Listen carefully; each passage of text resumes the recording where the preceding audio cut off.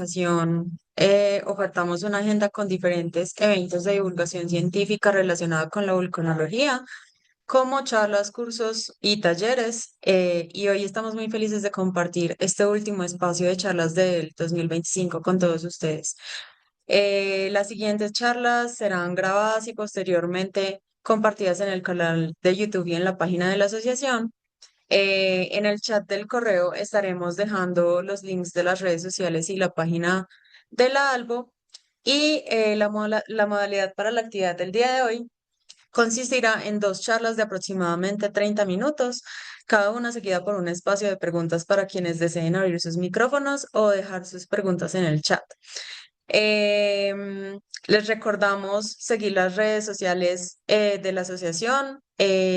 También compartiremos los links de las redes sociales, de la página oficial y el enlace para asociarse en caso de que no sean miembros en este momento de la.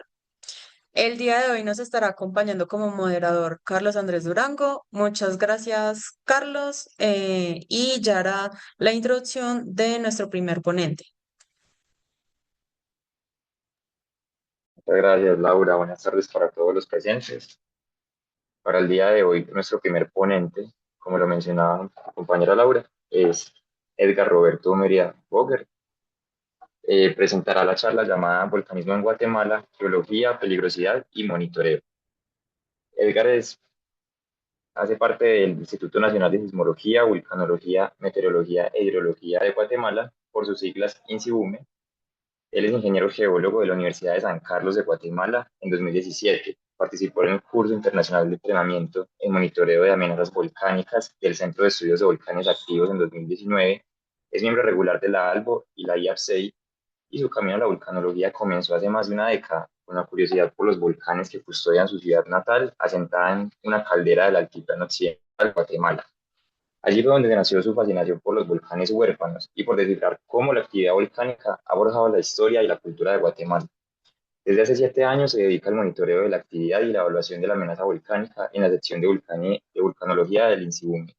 Lo que más enriquece su trayectoria es el aprendizaje junto a las personas que con igual pasión vigilan, estudian y protegen a los volcanes y sus comunidades, compartiendo experiencias desde Guatemala y Centroamérica hasta Chile y otros rincones del mundo donde la comunidad vulcanológica se une.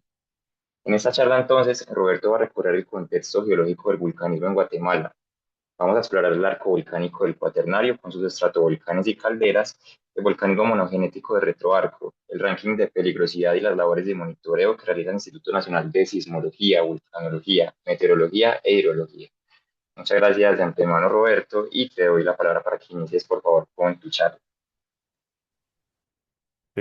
Buenas tardes, muchas gracias a todos por haberse unido a esta actividad.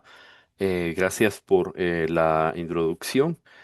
Em, pues justamente hoy voy a traerles a compartir esta recopilación de información acerca de los volcanes en Guatemala. Si me permiten, voy a compartir mi pantalla y me confirman si pueden verla.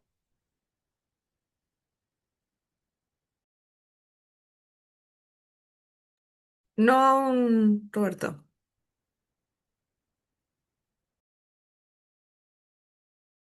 Muy bien, ahorita veo. Bueno, mientras Roberto nos hace su presentación, les recordamos que pueden dejar sus preguntas en el chat y al final de cada charla vamos a tener un espacio pues, para atenderlas. Listo, Roberto, ya vemos la pantalla.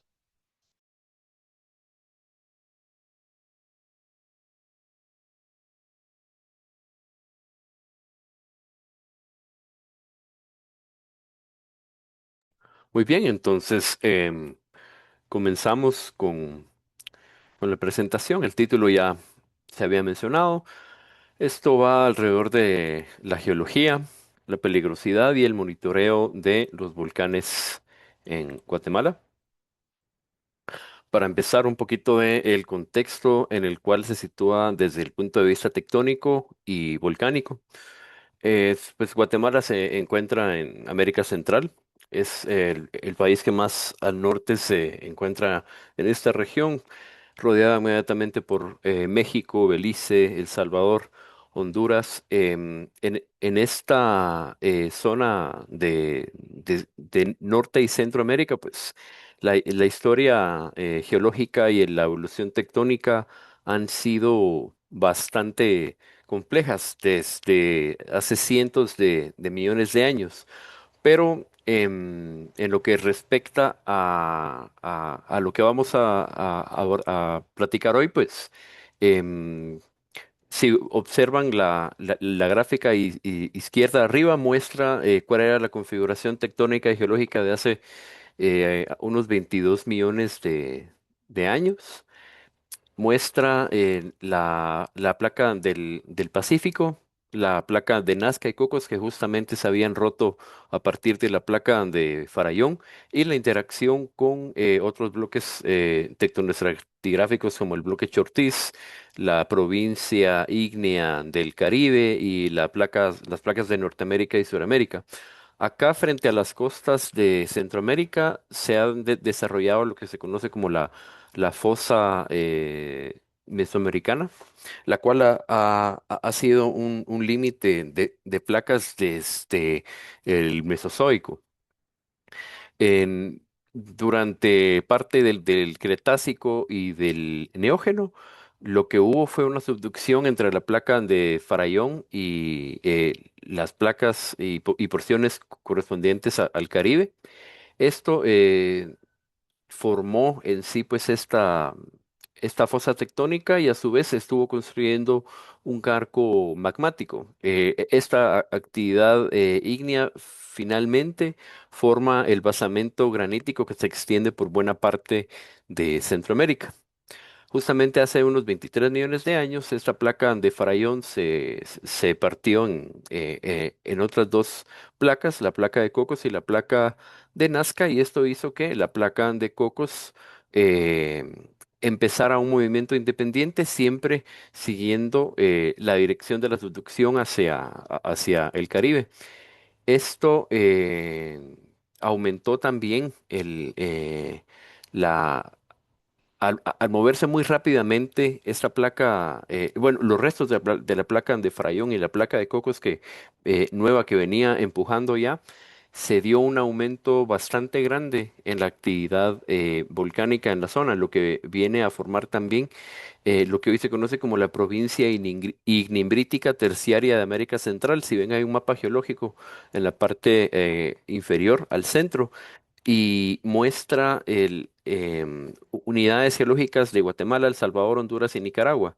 Justamente todo esto que se ve en color rosado a fucsia es la extensión de estas rocas volcánicas terciarias, principalmente se exponen en formas de ignimbritas y están asociadas a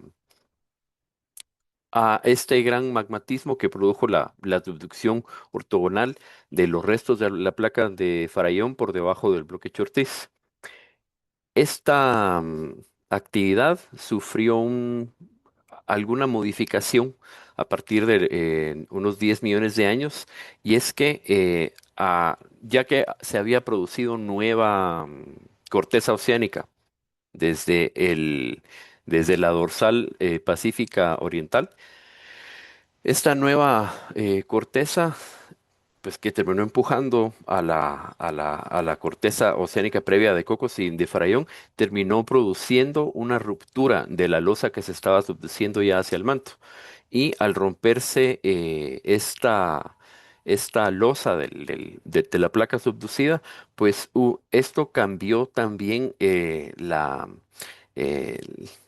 el transporte de material fundido desde el manto, la interacción con la corteza y hizo que la subducción no fuera una velocidad constante durante este periodo. Entonces produjo actividad volcánica diversa, pero principalmente provocó la elevación a gran escala de esta zona norte de Centroamérica, lo que se conocen como la meseta o los altiplanos de esta región noroccidental de Centroamérica. Elevó todo este relieve que había formado el vulcanismo durante el periodo neógeno, indujo finalmente también al colapso del arco volcánico que se había formado ya en la zona durante ese periodo de tiempo y favoreció también que empezara a haber un movimiento de extensión al interior del bloque Chortiz. En tiempos ya modernos, hace unos 3,8 millones, 4 millones de años, la subducción de la losa de Cocos se restablece, vuelve a agarrar una velocidad constante de aproximadamente 76 milímetros por año. Y esto empieza a generar una deshidratación en las cuñas del manto, produciendo el magma que formó el actual arco volcánico cuaternario. Y esto se construye sobre ese terreno del Neógeno que ya había sido previamente elevado por las interacciones previas de estas losas en la zona de subducción. Entonces, actualmente Guatemala sigue siendo un terreno bastante complejo desde el punto de vista geológico, en especial para explicar su tectónica, pero puede, a partir de las investigaciones más recientes, pueden decirse que Guatemala representa un punto triple que es difuso entre la placa norteamericana, la cuña del antearco centroamericano, eh, conocido como CAFA también en esas investigaciones, y la placa del Caribe. Ustedes pueden observar en esta figura en el lado izquierdo cómo desde la trincheras o fosa mesoamericana hacia tierra adentro, esa es la porción de la cuña del antearco centroamericano. Está limitado por fallas de movimiento dextral que corren más o menos paralelas al arco volcánico actual. Hacia el norte tenemos propiamente la placa de Norteamérica, limitada al sur por las zonas de falla de movimiento sinestral de Polochic y de Motagua. Y esto va formando una, una forma como de alicate o pinza que se va cerrando del oeste hacia el este, y eso que hace que el terreno de la placa del Caribe que queda en medio se va cerrando poco a poco. Entonces, toda la parte occidental de Guatemala queda ya fusionada, no se sabe bien si con América del Norte o con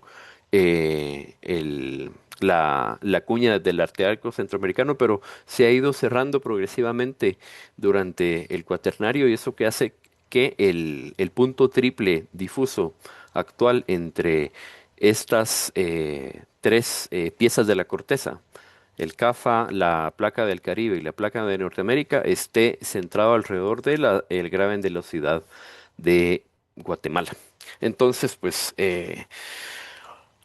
un sinfín de actividad tectónica desde el Mesozoico y antes, ¿verdad? Hasta el día de hoy, lo que nos sitúa en un terreno con mucha actividad sísmica y una actividad volcánica también muy importante. Ahora vamos a hablar resultado de la reactivación, digamos, de este fenómeno de subducción ya en el contexto moderno, como se conoce, de la placa de Cocos por debajo de lo que vendría siendo la cuña del antearco centroamericano, se desarrolla pues es toda esta actividad volcánica que se manifiesta en superficie a través de lo que conocemos como focos eruptivos. Llámese foco eruptivo a cualquier punto sobre la superficie de la corteza terrestre, ya sea en forma de fisura, ya sea en forma de alguna abertura como cráter o como un conjunto de estos, a través de los cuales ha salido material magmático hacia la superficie.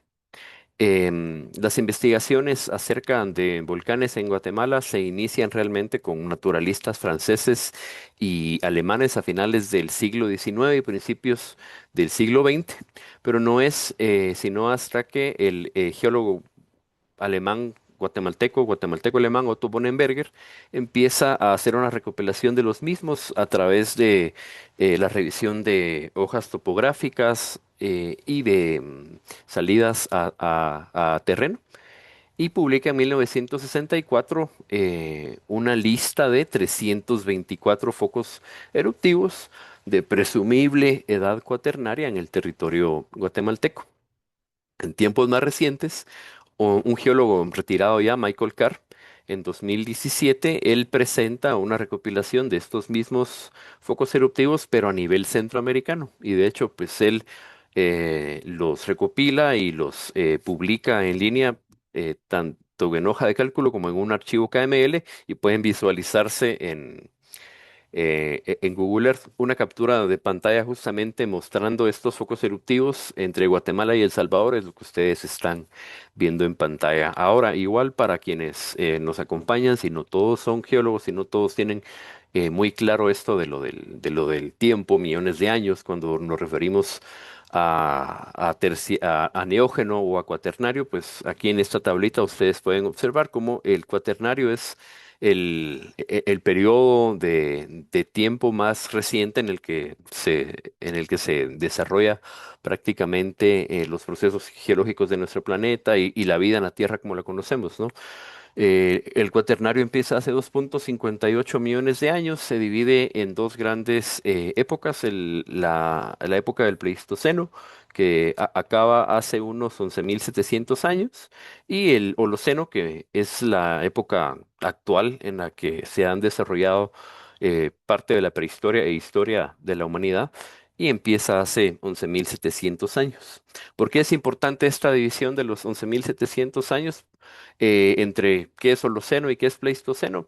Lo vamos a ver un poco más adelante, pero gira en torno más a qué podemos considerar como un volcán activo o no. Entonces, pues nos quedamos de momento con estos 324 focos eruptivos del periodo cuaternario en Guatemala.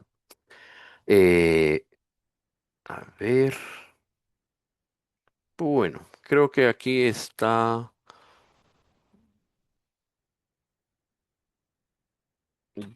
Ya. Bueno, entonces, si tomamos estos 324 focos eruptivos y revisamos también su distribución en el territorio, podemos darnos cuenta rápidamente que hay un frente volcánico bastante marcado que corre de noroeste a sureste. Este va bien paralelo a la fosa centroamericana que marca pues dónde está el límite entre las placas de Cocos y la cuña del arco de, de Centroamérica y la subducción entre estas. Aquí, con esta línea amarilla, pretendo más o menos mostrarles cómo corre este frente volcánico. También inmediatamente atrás, por así decir, al norte de este frente volcánico, atrás de estos grandes edificios, se encuentran también calderas. Calderas que son pues la expresión de actividad volcánica en un tamaño mucho más grande, ¿verdad? Que forma estructuras de cráteres y el colapso de estos que forman depresiones de 2 kilómetros de diámetro o más, ¿verdad? Entonces, estas se encuentran curiosamente justo al norte de este frente volcánico y también el recuadro en líneas de puntos y guiones en color violeta, marca otra zona en donde se agrupan los focos eruptivos en Guatemala y esto corresponde a campos volcánicos más relacionados con actividad o vulcanismo de retroarco. Las calderas en Guatemala,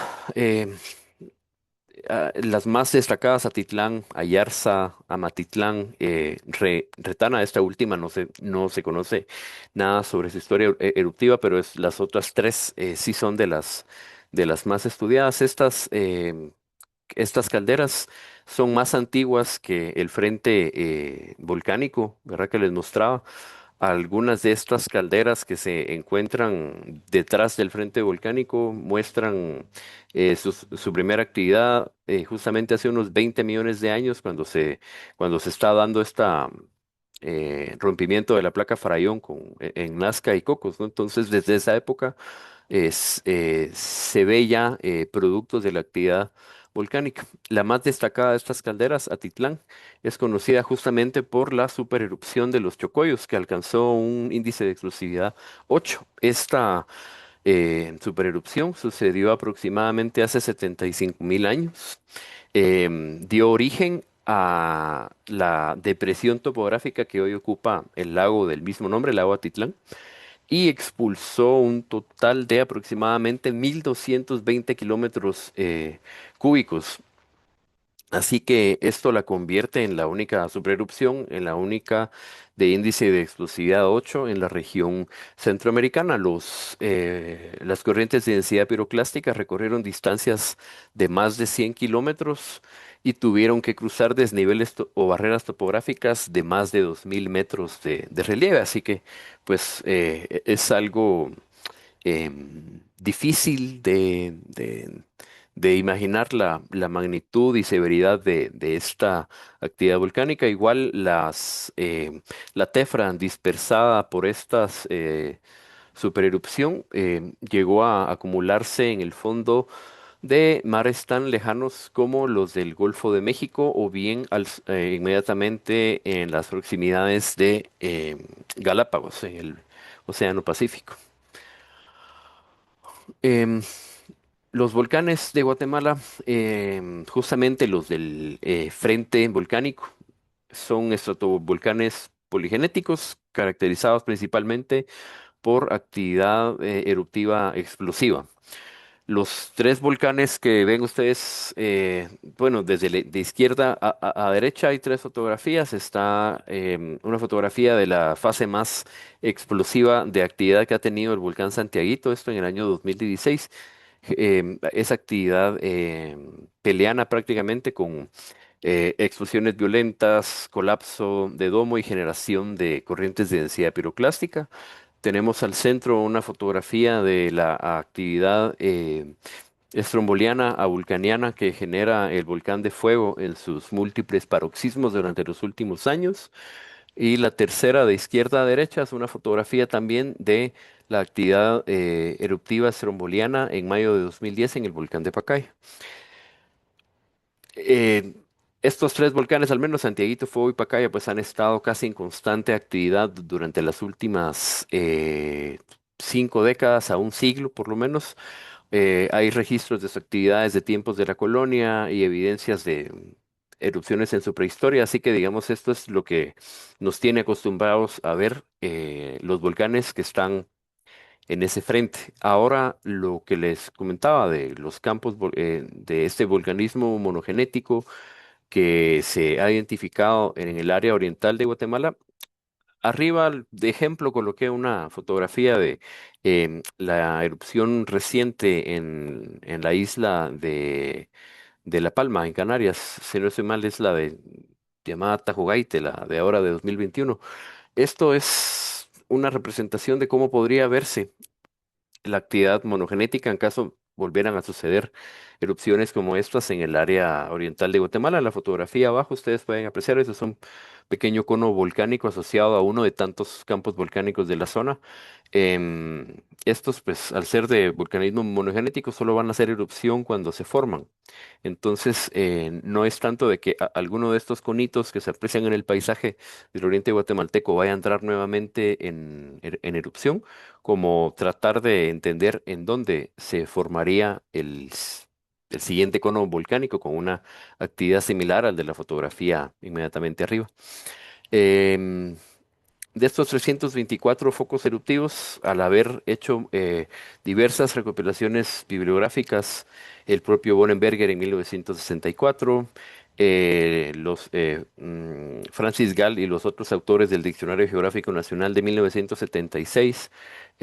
Otra colega que nos acompañó acá en Isibume hace algún tiempo, varios de ustedes la conocen, Carla Chung, en 2017 también hizo una recopilación bibliográfica de los volcanes de Guatemala.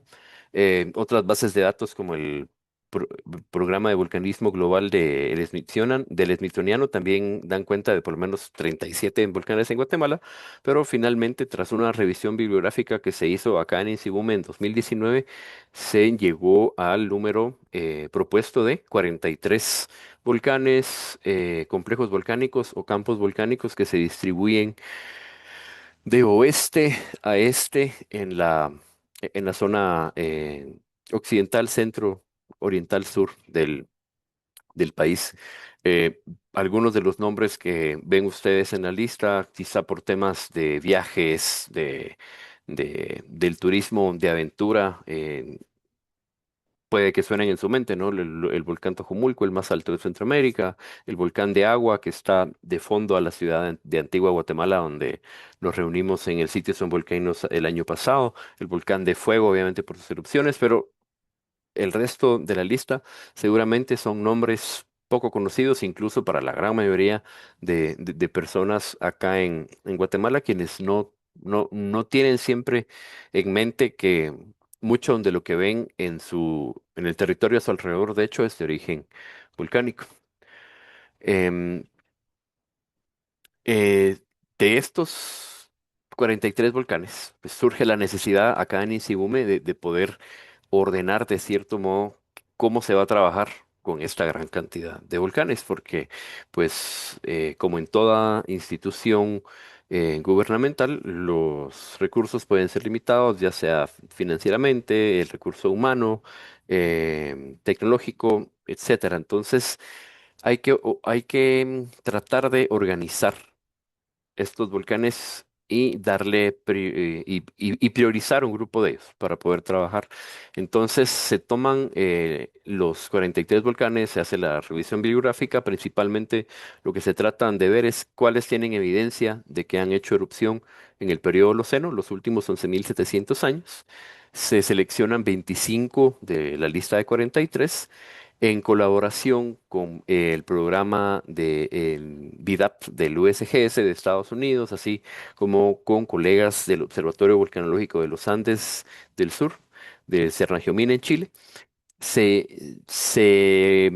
revisaron, propusieron metodologías, se consideraron diferentes factores y estos se adaptaron al contexto volcánico de Guatemala para finalmente poder hacer un ranking de peligrosidad. Estoy viendo la palabra riesgo aquí en la parte inferior del flujograma, pero en realidad a lo que se apunta es al concepto de peligro o peligrosidad, que es distinto de riesgo, ya que riesgo pues conlleva otros factores que no están considerados acá, como podrían ser las vulnerabilidades y la resiliencia, que no entraron como parte del análisis que se hizo, el cual giró más en torno a conocer las amenazas de la actividad volcánica previa, el alcance que han tenido y qué y quiénes están alrededor de estos volcanes y que pudieran ser o han sido alcanzados por esta actividad en el pasado o que podrían serlo en el futuro.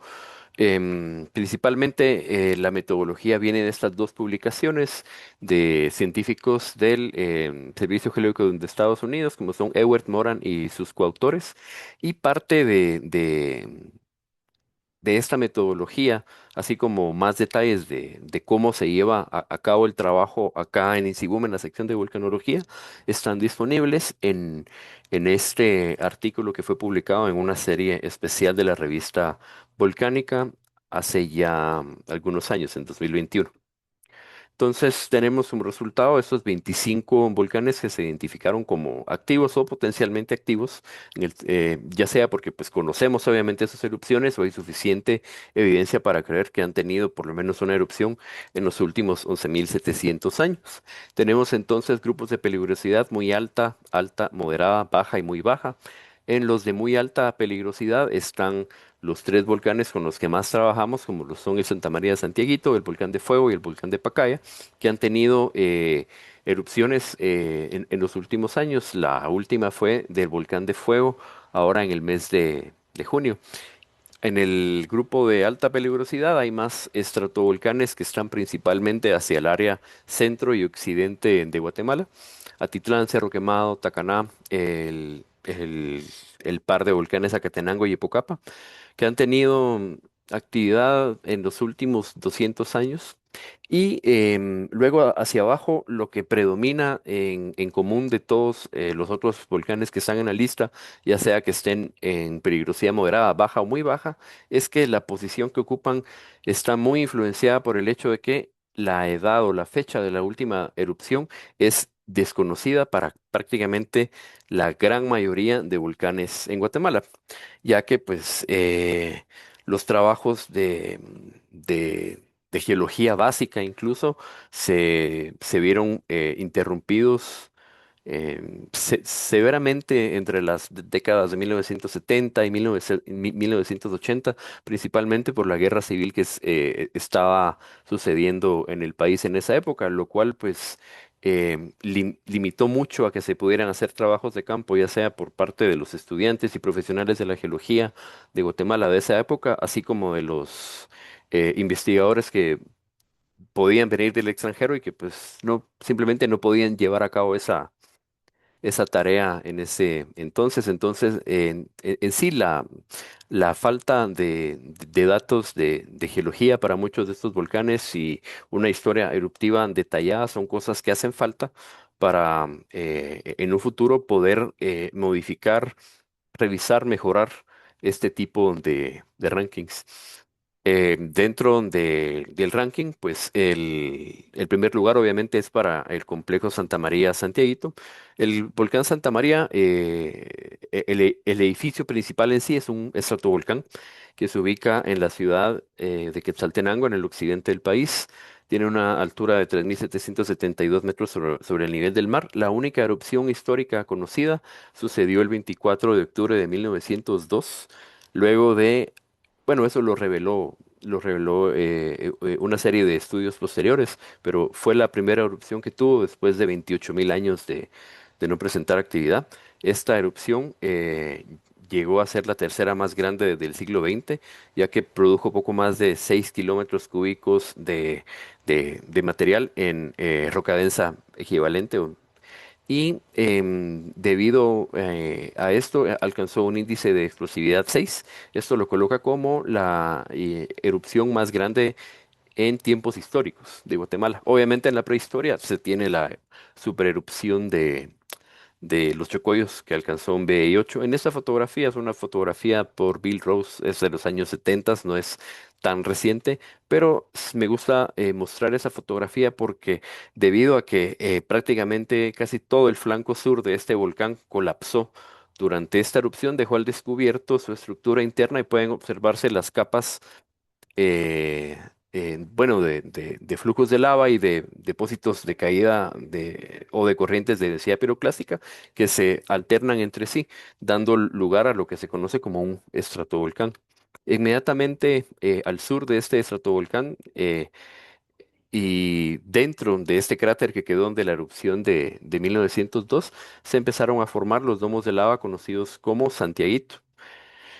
Ese complejo se compone de cuatro domos llamados Caliente, Mitad, Monje y Brujo. Han presentado tanto crecimiento endógeno como exógeno. El crecimiento endógeno, principalmente la inyección de magma hacia adentro y la extrusión de espinas principalmente sucedió entre 1922 y 1982 y del 82 a la fecha la actividad se ha concentrado exclusivamente en el domo caliente y el cual ha ido creciendo principalmente a partir de la extrusión de flujos de lava, siempre de composición dacítica. Es más, este magma dacítico que ha estado expulsando desde 1922, en esencia es indistinguible del magma de la erupción de 1902, es decir, la erupción del volcán Santa María de 1902 se tomó una pausa de 20 años y luego en 1922 continúa únicamente a través de la extrusión de este magma y se mantiene así al día de hoy. Lo único que ha cambiado es que con el tiempo se ha hecho cada vez más pobre en sílice, sin embargo, no deja de ser de composición dacítica. Este domo caliente tuvo un colapso, un colapso parcial en 1929, produciendo corrientes de densidad piroclástica a 15 kilómetros de distancia y dejando más de 5.000 fallecidos en lo que es hasta ahora la peor tragedia por actividad volcánica en Guatemala.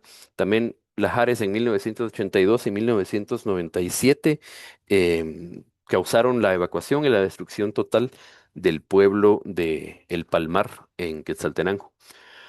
En segundo lugar del ranking tenemos el volcán de Fuego, quizá de los más conocidos de Guatemala en todo el mundo, tristemente por la erupción del 3 de junio de 2018. Este volcán ha tenido diversos periodos eruptivos. El más reciente se inicia en 1999 y continúa a la fecha. Ha producido un total en esos 26 años, un total de 82 paroxismos con índices de explosividad volcánica que van desde 1 a 3. En tiene registros de erupciones desde la época colonial, en 1524, cuando se da la invasión de los españoles al territorio de Guatemala. Y destacan también las erupciones de 1581, 1582 y 1717. Las erupciones históricas más grandes que alcanzan un BI 4 se dieron en el año 1932 y 1974. Y la erupción del 3 de junio de 2018, pues tuvo el infortunio de haber producido corrientes de densidad piroclástica que rellenaron la barranca Las Lajas en el flanco sureste del volcán. Hubieron por lo menos tres pulsos de estas corrientes de densidad piroclástica. Los primeros dos pulsos se encargaron de rellenar por completo esta barranca y el tercer pulso de corrientes de densidad piroclástica ya no tuvo un canal el cual seguir, sino que se desbordó y se enfiló directo hacia el poblado de San Miguel Los Lotes, dejando más de 450 fallecidos y un gran número de desaparecidos también, cuyos restos pues nunca pudieron ser encontrados. El volcán de Fuego forma parte de otro macizo volcánico junto a los volcanes Meseta, Acatenango y Epocapa y los restos del volcán Acatenango antiguo. El volcán de Pacaya, es el que se encuentra en tercer lugar del ranking, es el más cercano a la ciudad de Guatemala, inmediatamente al sur, a unos 25 kilómetros de distancia.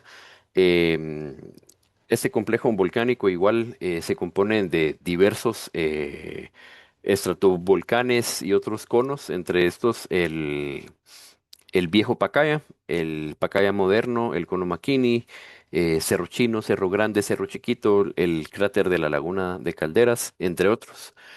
Este presenta más que todo actividad, en tiempos modernos ha presentado actividad estromboliana, dominado tanto por la expulsión de fuentes de piroclastos incandescentes como por la emisión de flujos de lava basálticos que han alcanzado distancias de hasta 5 kilómetros. En el pasado tuvo actividad más explosiva, más violenta e incluso pues aquí se da en algunas erupciones. La expulsión de fragmentos de roca que evidencian la mezcla de magmas entre aquellos magmas de composición dacítica, riolítica de la caldera de Amatitlán y la inyección de magma basáltico más joven, que es el que domina en la actividad de Pacaya. Las erupciones más notables en tiempos recientes fueron las de 2010, 2014 y 2021. Desde entonces, pues lleva 4 años de relativa calma. Otro volcán que merece la pena ser mencionado no es, de hecho ocupa el noveno lugar del ranking en el grupo de alta peligrosidad, es el volcán de Agua, conocido justamente porque está justo al sur de la ciudad de Antigua Guatemala, donde varios de nosotros tuvimos la oportunidad de reunirnos en el Cities and Volcanoes del año pasado. Este volcán de agua es el más grande de Guatemala por volumen. De hecho, tiene un volumen total que es superior al volumen de los volcanes Fuego y Acatenango combinados. Aproximadamente, no sé si está entre 40 a 60 kilómetros cúbicos. Es el quinto más alto, con su cima a 3.766 metros sobre el nivel del mar. Las erupciones son únicamente en tiempos prehistóricos, no se conoce nada de qué ha sucedido en los últimos 500 años. Lo que sí se tiene registro es de, el descenso de Lajares en 1541, 1717, 1998, 2010, 2024 y 2025. Estos lajares, principalmente el de 1541, alcanzó un sitio poblado, en este caso la antigua capital del reino de Guatemala, destruyéndola por completo. Y nuevamente en el año 2010, tras el paso de la tormenta tropical Ágata, también los flujos de lodo alcanzan sitios poblados a las afueras de Antigua Guatemala, mientras que derivado de un incendio forestal en 2024 se afloja el material más superficial en varios flancos del volcán y esto produce pequeños lajares que han descendido hasta la autopista que se encuentra al sur del volcán. Parte de cómo monitoreamos la actividad volcánica es no solo con el personal que se encuentra en las oficinas de la sede central, en la sección de vulcanología aquí en la ciudad de Guatemala, sino a través también de este concepto de observatorios vulcanológicos, que es tener unas instalaciones en una zona rural próxima a los volcanes, en este caso del volcán de Fuego, Santiaguito, volcán de Agua y volcán de Pacaya, en donde se entrena y se paga a vecinos del área para que ellos puedan reportar la actividad volcánica, qué es lo que ellos ven, qué es lo que ellos escuchan, si en el área, por ejemplo, suceden fenómenos como caída de ceniza, si la actividad volcánica produce algún tipo de retumbos o sonidos cuando hay explosiones. Ellos se encargan también de realizar evaluaciones de campo y demás. Son 11 observadores o vigías, como sería otro concepto que se aplicó en Ecuador, por ejemplo. Estos observadores o vigías, hay tres en el volcán de Fuego, tres en el volcán Santiaguito, dos en el volcán de Agua en la cima este y otros tres en Pacaya y forman parte fundamental en las labores de la vigilancia volcánica que hacemos aquí en Guatemala. Para el tema de la vigilancia volcánica, tenemos redes instrumentales en varios volcanes. En este caso es importante distinguir entre qué es un monitoreo, qué es una detección y qué es una alerta. Con el simple hecho, digamos, de ir e instalar un instrumento, ya sea un sismómetro, un sensor de infrasonido, una cámara web, ya se pueden observar cambios en diferentes parámetros geofísicos en corto, mediano y largo plazo, lo que viene a representar el monitoreo. Em, Luego del monitoreo, al recopilar la información, al identificar diferentes eventos que suceden, se pueden ir construyendo catálogos que permiten caracterizar esa actividad. Y al tener monitoreo, al tener detección, al tener o sea, un registro continuo y una caracterización de estos parámetros que reflejan la actividad volcánica, pueden utilizarse algoritmos para evaluarlos y crear algún tipo de notificación u alerta automática o revisada manualmente también que se pueda compartir con un público objetivo para dar información preventiva o reactiva, que vendría a ser una alerta. Entonces, actualmente tenemos 6 volcanes con instrumentos instalados alrededor de ellos. Algunos como el Tacaná, Atitlán o Agua solo se encuentran con capacidades de monitoreo, según lo que les acabo de describir en esta diapositiva. Pero vamos a hablar del volcán Santiaguito, que es el relativamente mejor instrumentado que tenemos actualmente. En en este volcán Santiaguito se cuenta con un total de 13 sensores sísmicos, hay 4 sensores de infrasonido, 4 cámaras web y 7 estaciones para registro meteorológico. Estas están ubicadas principalmente hacia el sur del complejo de domos, ya que Nos interesa mucho poder detectar cuando descienden flujos volcánicos, ya sean estos corrientes de densidad piroclástica, ya sea el avance de un flujo de lava o bien el descenso de lahares. Acá en Guatemala, al estar en una región bastante tropical, nosotros, a diferencia de los volcanes que tienen, por ejemplo, en los Andes, en Sudamérica no tenemos nieve ni hielo de forma ni temporal ni permanente en las cimas de nuestros volcanes. Todos los lahares que tenemos acá son directamente por las lluvias que lavan los depósitos piroclásticos de erupciones recientes.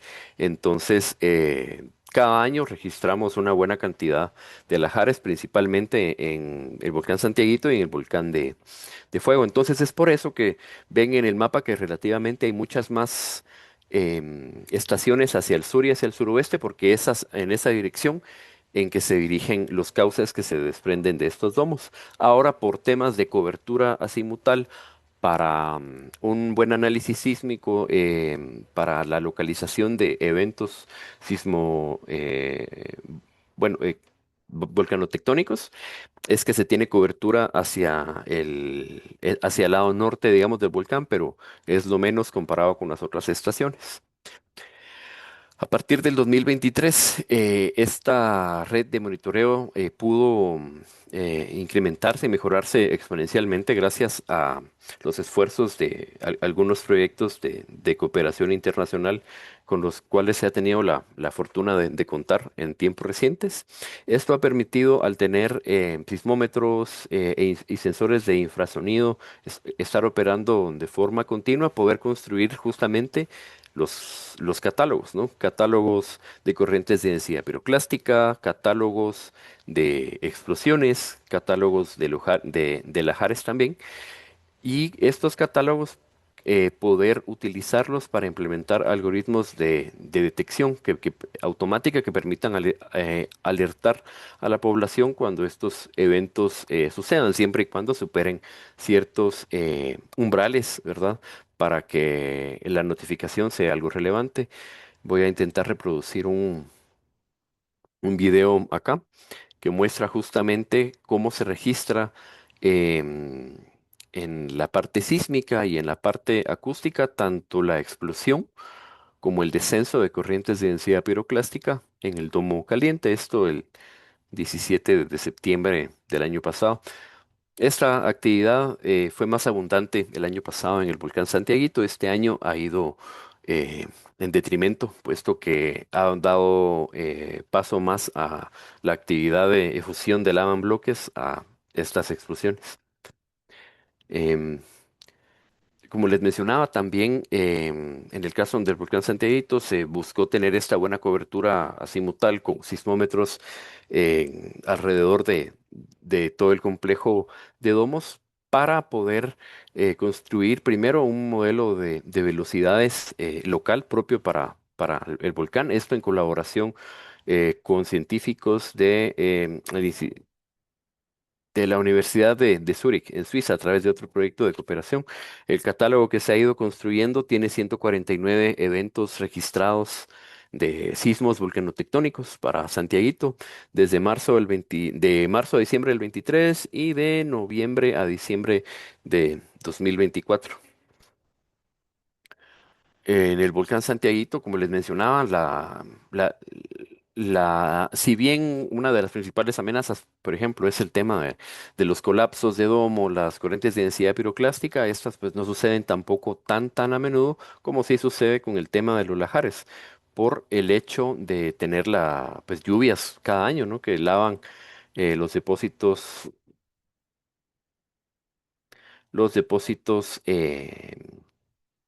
de piroclastos de las erupciones recientes. No sé eh, si alcanzaron a ver en este video. Este es el descenso de un lajar pequeño en uno de los cauces del volcán Santiaguito. También estos lajares se ha podido construir catálogos con ellos y, implementar a través del software Syscom 4 y la conexión con un bot de Telegram, poder detectar de forma automática el descenso de estos flujos y alertar a un público objetivo. ¿Cómo se comunica todo esto, toda esta información que proviene de la vigilancia visual y auditiva que realizan los observadores alrededor de los volcanes, de lo que se recopila y analiza de los instrumentos?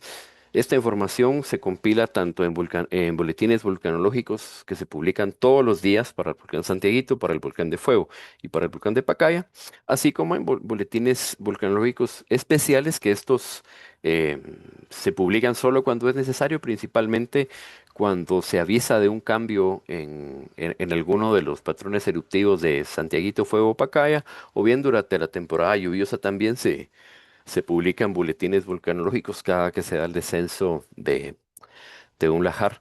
Otra de las finalidades que tiene también la recopilación de estos de toda esta actividad volcánica también a través de catálogos instrumentales es que también se pueden ir definiendo escenarios de actividad, ¿verdad?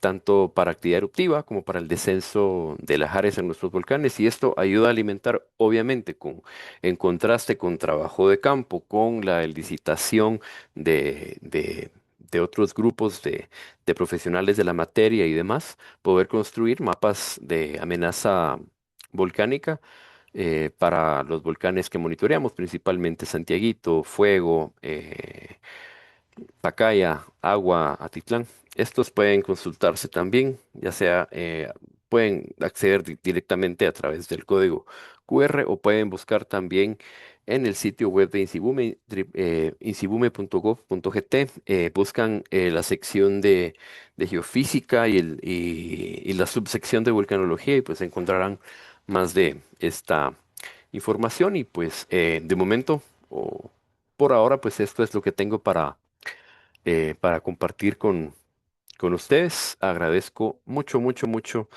este espacio que me han brindado y quedo atento a sus preguntas o comentarios.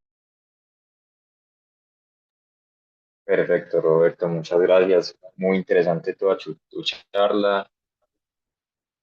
Entonces, ahora por favor demos un espacio a unas preguntas que tenemos en el chat. Te las voy a leer y ya pues las vamos respondiendo en orden.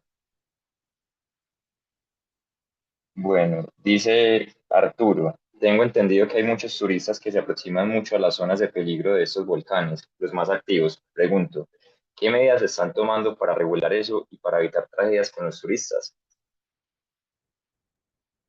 Pues sí, digamos, en el caso de nosotros en Isibume, tenemos la responsabilidad de realizar el monitoreo y de construir estos escenarios, ¿verdad? De amenaza. Sin embargo, no recae en nosotros la responsabilidad legal u obligación de decirle o hacer que las personas respeten o no cierto límite, principalmente en estos volcanes tan visitados por turistas. Nosotros, a través de los boletines diarios, desde hace varios años, por lo menos unos 5 años, o sea, digamos, hay unos 1.300 documentos que dicen todos los días, no se acerque al cráter del volcán de fuego, no se acerque a los domos de Santiaguito. Nosotros lo que proveemos es la, el conocimiento o la base técnica para justificar la decisión que vayan a tomar las autoridades de protección civil o las municipalidades, que son también las responsables de manejar lo que sucede en su territorio. Entonces nosotros desde Insibume pues procuramos estar comunicando todo el tiempo a la población en general, pero también tomando en cuenta a los diferentes actores que tienen incidencia en este tema, el Instituto Guatemalteco de Turismo, las municipalidades en donde se encuentran los volcanes y la protección civil, em, para, para que ellos puedan tomar pues una decisión acertada y con fundamento científico de por qué se debería permitir o no que se acerquen visitantes hasta tal o cual zona. Sin embargo, pues es un tema bastante complicado que se le ha salido en algunas ocasiones de las manos a estas otras autoridades, pero que igual nosotros acá en Isibume eh, continuamos pues poniendo todo nuestro esfuerzo en poder comunicar de forma efectiva la actividad que sucede en estos volcanes y esperar que con esta información pues se tomen buenas decisiones y se eviten futuras tragedias. Gracias, Roberto, por tu respuesta. Seguimos con la siguiente pregunta en orden. Daniela Tovar dice, ¿el sistema de monitoreo cuenta con personal permanente o solo se activa ante variaciones detectadas? Sí, acá las estaciones idealmente transmiten de forma ininterrumpida, ¿no? Las estaciones con sus sismómetros, infrasonidos, cámaras web y otros sensores que se puedan llegar a instalar. Van a presentar interrupciones en su transmisión debido a condiciones meteorológicas adversas, algún problema en la transmisión de datos a través de señal celular o de los enlaces de radio. Sin embargo, esto se recibe sí o sí acá en el centro de monitoreo de Insibume y hay personal todos los días, tanto de forma presencial en la oficina como de forma remota en el horario nocturno, pero hay siempre un personal, o sea, siempre hay alguien de la sección de volcanología realizando el turno de monitoreo, ¿verdad? Ahora, pues, si se van detectando variaciones en la actividad que se salgan de alguno de los umbrales que tenemos establecidos para este u otro nivel de actividad, entonces sí ya se toman acciones como comunicar de estos cambios a través de un boletín, por ejemplo, ¿verdad? Pero afortunadamente, la mayor parte del tiempo, la actividad se puede considerar dentro de sus parámetros normales y resultado de cada turno de monitoreo que se realiza, pues se alimenta el contenido que va a los boletines diarios. Gracias, Roberto. Y seguimos con la última pregunta antes de que las pueda seguir respondiendo, por favor, en el chat para que continuemos con la siguiente charla. Esta es en relación con los observadores y vigías que comentabas. Dice Aldo, las personas que se capacitan y reciben una remuneración por sus aportes, por sus reportes cerca de actividades, son personas tomadoras de decisiones y o influyentes dentro de la comunidad donde habitan. Em, no son tomadores de decisiones directamente. Ellos en sus comunidades representan a Isibume y ellos son los encargados de comunicarle a los vecinos cuando así sea necesario comunicarles cuál es el estado actual de la actividad volcánica. Por ejemplo, en el volcán de Fuego es en donde mejor funciona y se refleja esta dinámica. Las instalaciones están en una aldea llamada Panimache, ubicada a 7 kilómetros del volcán. La actividad del volcán de Fuego pues es constante todo el tiempo, la gente está acostumbrada a verlo, a escucharlo todos los días, pero cuando se dan estos cambios que indican que va a haber un paroxismo, una gran erupción, la gente pues sale de sus casas y camina a la oficina del observatorio, van y se ponen a platicar con los observadores, consultan, conversan acerca de cómo está la actividad y si bien los observadores probablemente no son tomadores de decisiones, en el caso del Volcán de Fuego son personas que llevan trabajando con nosotros más de 20 años, así que son ampliamente conocidos por la comunidad y si ellos, no de opinión personal, porque ellos al final solo están comunicando la información que salgan de acá de la sede central, pero si ellos vienen y comunican a la población, esto es lo que dice el boletín, el volcán está en esta actividad y se recomienda que la población pueda tomar esta o aquella decisión,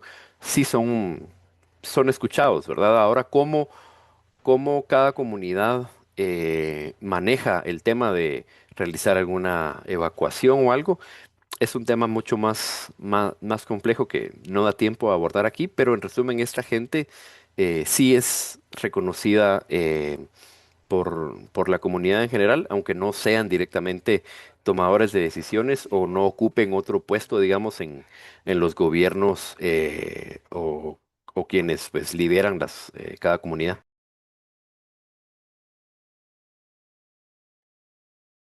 Perfecto, Roberto. De nuevo te doy las gracias por esa grandiosa charla. Los invito a que los que te dejaron las demás preguntas en el chat, Roberto pues se las irá respondiendo para poder dar continuidad a la siguiente charla. Muchas gracias, Roberto, de nuevo y esperamos tener, por favor, tu correo de contacto por si alguien tiene alguna otra inquietud. Lo agradeceríamos bastante. De nuevo, a ustedes muchas gracias por este espacio para compartir un poco del conocimiento sobre los volcanes en Guatemala, a toda la apreciable audiencia que nos acompaña en esta reunión y con gusto estaré respondiendo sus preguntas en el chat y compartiendo información de contacto. Buena tarde para todos. Muchas gracias. Bueno, para las personas que de pronto se hayan perdido algo de la charla anterior, recuerden que esto está siendo grabado. Y ahora damos inicio a la siguiente charla, la cual estará guiada por Eduardo Morgado. Esta tiene el nombre de cómo podemos usar la petrología ígnea en el monitoreo volcánico. Entonces presento a Eduardo, él es de la Escuela de Geología de la Universidad Mayor de Chile. Eduardo es profesor asociado de esta misma universidad, es doctor en Ciencias de la Tierra por la Universidad de Leeds en Reino Unido, magíster en Ciencias y geólogo de la Universidad de Chile, y se ha dedicado al estudio de condiciones termodinámicas del magma y modelación numérica de procesos cinéticos magmáticos en los Andes chilenos. En esta charla, Eduardo nos va a introducir acerca de la técnica de la cronometría por difusión, destacando cómo este método puede integrarse con datos de monitoreo volcánico para comprender mejor las condiciones y procesos que conducen a las erupciones. Muchas gracias, Eduardo, y puedes, por favor, continuar con la palabra y tu presentación.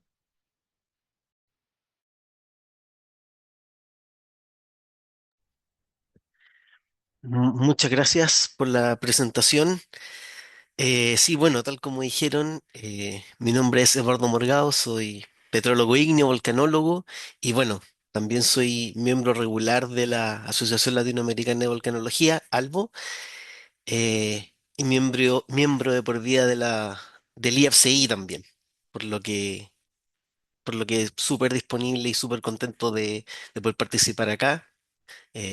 Agradezco por supuesto la invitación y eso, no sé si estoy compartiendo pantalla. Sí, estoy Y ahí compartiendo vemos. pantalla. Así que, bueno, eh, voy a dejar ahí en pantalla completa. Ahí sí. Entonces, bueno, tal como se dijo en la presentación, el título es ¿Cómo podemos usar la petrología ígnea en el monitoreo volcánico? Y mi idea es mostrar un poco, mostrar algunas ideas, mostrar cómo se está haciendo a nivel internacional y cómo desde Latinoamérica también estamos aportando esa misión. Y bueno, como pueden ver ahí, sale mi nombre, mi mail en la presentación, en la portada, mi página web y GitHub. Pero bueno, esto incluye, esta presentación incluye información que hemos recolectado durante mi tesis de magíster, doctorado y en los últimos años gracias al proyecto ANID Fondecid de Iniciación número 1230197. Pero repito, aparece solamente mi nombre ahí y es un poco injusto.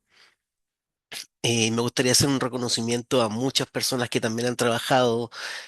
Por supuesto, faltan muchas más también, eh, desde diferentes lugares del mundo, Reino Unido, Australia, Bélgica, Chile, por supuesto.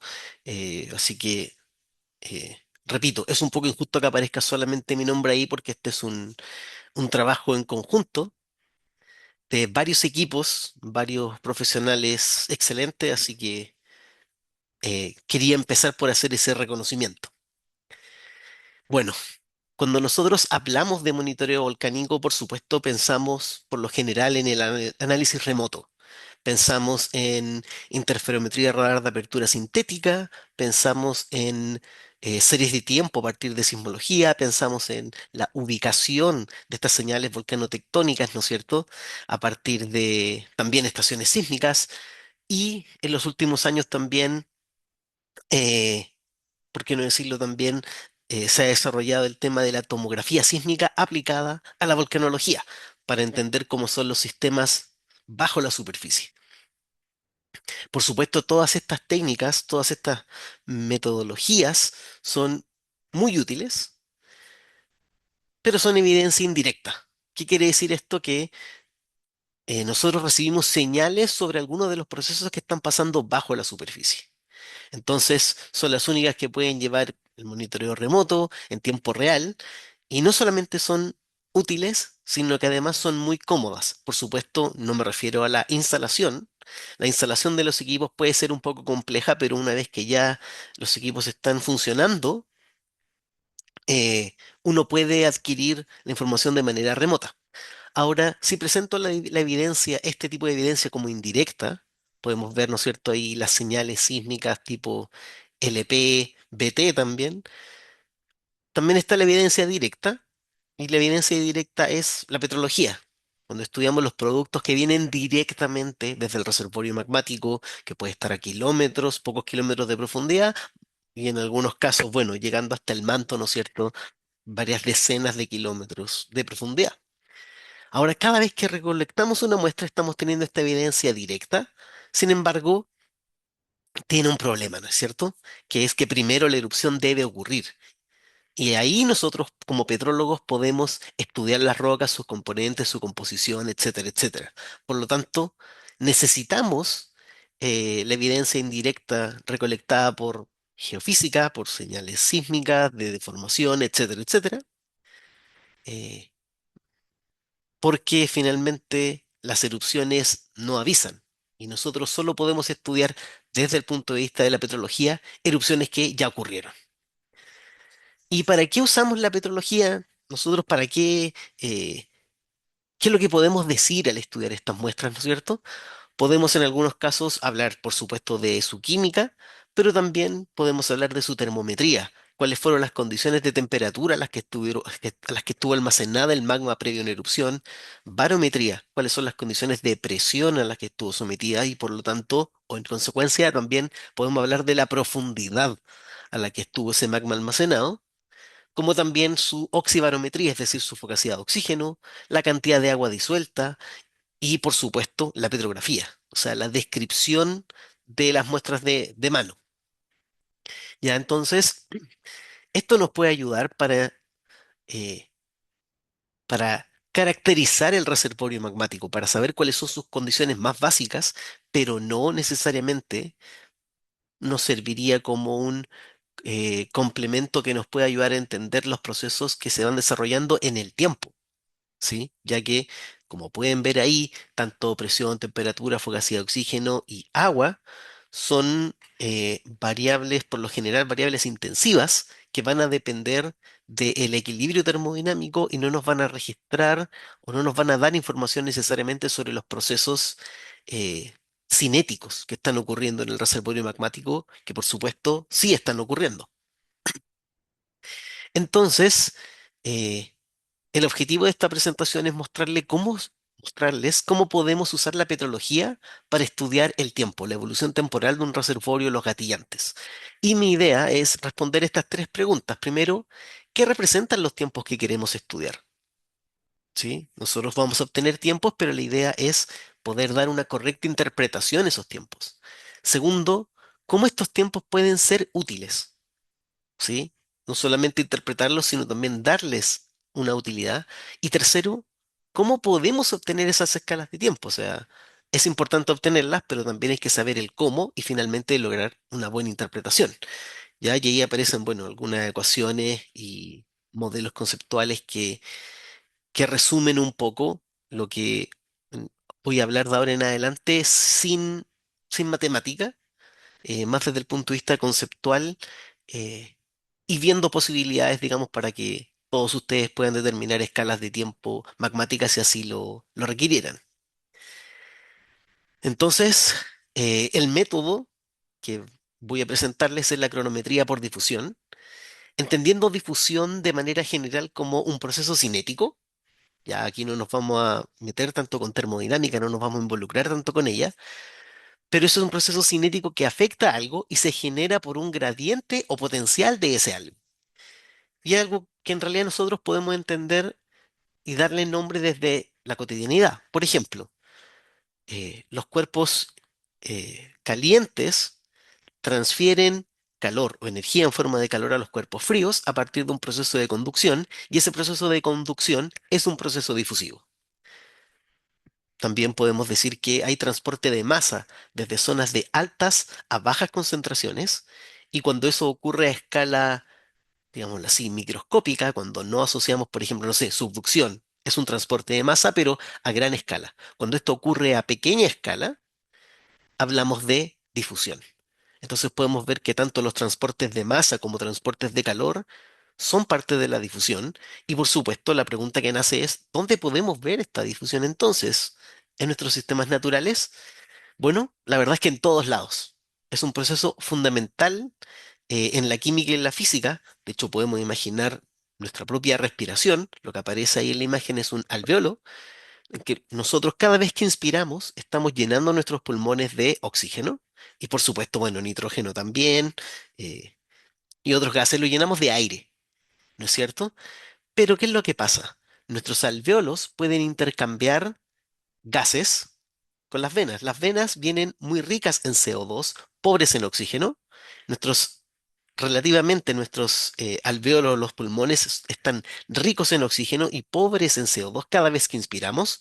Por lo tanto, lo que ocurre ahí es un intercambio entre, por ejemplo, nuestro oxígeno, nuestros pulmones pobres en CO2 reciben CO2 desde las venas, y las venas pobres en oxígeno reciben oxígeno desde los pulmones. Y ese es también un proceso difusivo.